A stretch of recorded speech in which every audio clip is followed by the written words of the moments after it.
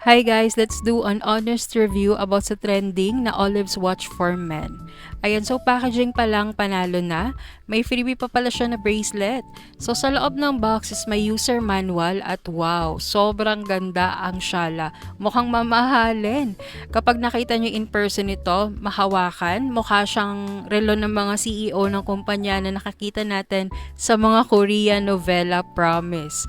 So ayan, analog watch, buckle lock, leather strap, waterproof up to 30 m. So kung mabasa man ng ulan or magugas ng kamay, carry lang. Luminous din na to, so umiilaw siya sa gabi or sa dilim.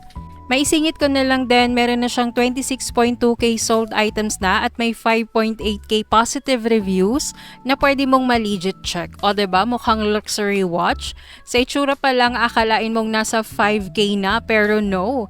Actually, mabibili mo lang ito ng wala pang 500 pesos.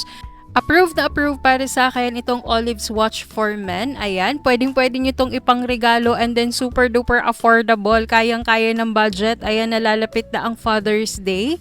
Isama nyo na to sa mga pwede nyong pagpilian na ipangregalo. About naman sa price, to see is to believe. Sabi ko nga affordable siya, kaya go i-check mo yung price sa Yellow Basket. Bye!